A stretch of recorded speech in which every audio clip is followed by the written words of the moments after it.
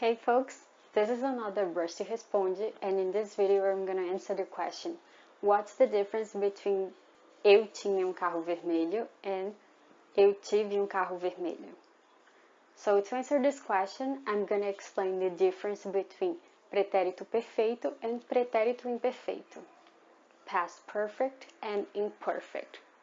Like the name says, pretérito perfeito, it's something that happened in the past and it's finished. The action was completed. It's over. We normally use this tense to refer to an action that happened completely in the past. We also use it to talk about something that happened in the past immediately after or before something that also happened in the past. We use this tense to talk about something that is unusual, that occasionally happens, and something that is limited in time. On the other hand, we use pretérito imperfeito to talk about situations that happen in the past, but it continues. We also use pretérito imperfeito to talk about something that was happening in the past while something else was happening. Unlike pretérito perfeito, we use it to talk about something that normally happens, that is part of your routine, and something that lasts, that is not limited in time. Another use of pretérito imperfeito is when you talk about something that you want, but you're not sure if you're gonna get it. And it's the tense that we normally use when you're talking about fairy tales. For example, the sentence, once upon a time, in Portuguese is era uma vez. Era is pretérito imperfeito of the verb ser, to be.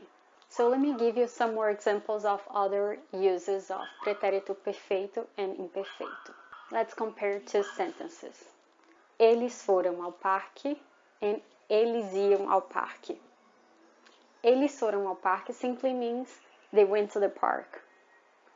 It's like one point in time.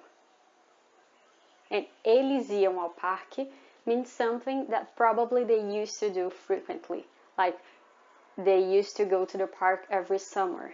It also has a second meaning. Eles iam ao parque could mean something that they wanted to do, but they were not able to. Eles iam ao parque, mas choveu. They were going to the park, or they wanted to go to the park, but it rained. The second example. Quando o pneu furou, tive que chamar táxi. So we have two events here. He got a flat tire and he had to call a cab. So this one happened immediately after the flat tire. That's why we use pretérito perfeito. And the other sentence, quando o carro quebrou, eu estava numa ligação. So the person was on a call, he was on a call, and in the middle of the call, he got a flat tire. As you can see, if you imagine a timeline, pretérito perfeito is normally a point in the timeline, while pretérito imperfeito is part of the line. Another example could be, toda vez que cozinhei sozinha, fiz pratos deliciosos. The second sentence is, toda vez que cozinhava sozinha, fazia pratos deliciosos. The difference between the two is that the first gives the idea that you rarely cooked by yourself, while the second is something that you used to do, you regularly did, and every time you cooked by yourself, you made delicious dishes. Finally, another pair of sentences. Eu nadei e estudei antes de voltar para casa.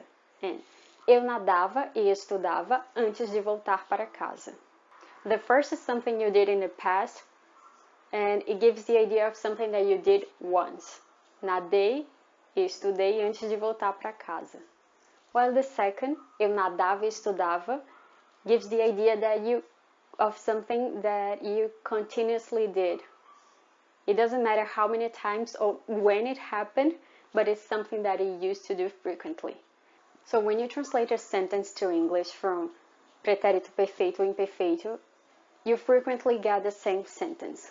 But to give you an idea, when you use pretérito perfeito, it gives you a sense of something that a sentence that you could use like once or one time this happened. While pretérito imperfeito is something that you could use, for example, I used to do this, because it's something that you assume that you did frequently. Or you can use the past continuous, because it was continuously happening in the past. So, coming back to the original question, eu tinha carro vermelho and eu tive carro vermelho. I had a red car. What's the difference between them? If that's all the information you give, they essentially mean the same thing. But the difference is that when you say eu tive carro vermelho, it necessarily means that you no longer have this car. While eu tinha carro vermelho gives you a window to include more information, and maybe you still have this car. For example, em 1990 eu já tinha carro vermelho. In 1990 I already had a red car. So if you say that, you might still have this red car. While if you say em 1990 eu tive carro vermelho, you no longer can add already, because when you use this sentence, you mean that during that year, specifically, you had a red car and you no longer have it. So I hope this answered the question. See you next time. Ciao, ciao.